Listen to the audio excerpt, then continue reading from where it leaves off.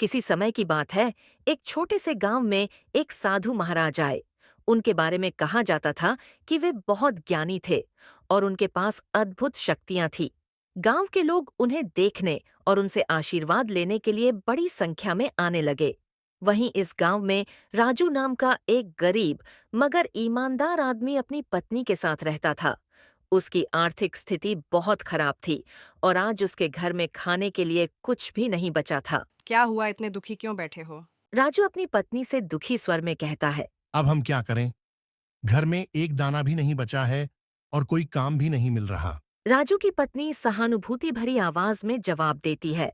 मैंने सुना है कि गांव में एक महात्मा जी आए हैं। लोग कह रहे हैं कि वे बहुत चमत्कारी हैं और ज़रूरतमंदों की मदद करते हैं। हमें भी उनके पास जाना चाहिए। शायद हमारे दुखों का कोई हल निकल आए। राजू थोड़ी देर सोचता है और फिर सहमति में सिर हिलाता है। तुम सही कह रही हो, चलो हम उनसे मिलने चलते हैं। राजू और उसकी पत्नी साधु महाराज के पास पहुंचे और श्रद्धा से उनके चरणों में झुक गए। साधु महाराज ने अपनी आंखें खोलीं और एक मधुर मुस्कान के साथ उनकी ओर देखा। साधु महाराज गंभीर मगर शांत स्वर में पूछते हैं। बोलो, क्या समस्या है? महात्मा जी, मैं बहुत गरीब हूँ। मेरे पास खाने के लिए भी कुछ नहीं है। दिन रात मेहनत करता हूँ, फिर भी कुछ नहीं बचता। कृपया मेरी मदद करें। यह लो, इस पोटली में एक जादुई सिक्का है। जब भी तुम्हें पैसों की जरूरत हो, इसे हाथ में पकड़कर जय सत्य कहना, तुम्हें धन प्राप्त होगा। लेकिन याद रखना, लालच मत करना, वरना इसकी शक्ति समाप्त हो जाएगी।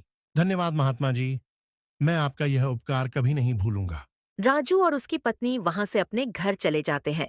राजू जादुई सिक्के को हाथ में पकड़ता है और श्रद्धा से कहता है, जय सत्य। जैसे ही राजू ने जय सत्य कहा, अचानक सोने के सिक्के आ गए। वह और उसकी पत्नी बहुत खुश हुए, लेकिन वे समझदारी से इस धन का उपयोग करने लगे। वे लालच न करके जरूरत के अनुसार ही सिक्के प्राप्त करते थे। कुछ समय बाद राजू गांव के गरीबों की भी मदद करने लगता है। वह गांव में सम्मानित व्यक्ति बन जाता है। गांव में मोहन नाम का एक लालची व्यक्ति भी था। जब उसने देखा कि राजू अचानक अमीर हो गया है, तो उसे शक हुआ। वह सच्चाई जानने के लिए राजू के घर पहुंचा। मोहन चतुराई से मुस्कुराते हुए पूछता है। अरे राजू, तुम्हारे पास इतना धन कहाँ से आ गया? राजू उसे सच्चाई बताता है। ये सब महात्मा जी की कृपा से हुआ है, लेकिन उन्होंने कहा है कि लालच मत करना, वरना यह सिक्का अपनी शक्ति खो देगा। मोहन मन में सोचता है और उसकी आंखों में लालच झलकता है। अगर यह सिक्का मुझे मिल जाए तो मैं बहुत अमीर बन जाऊंगा।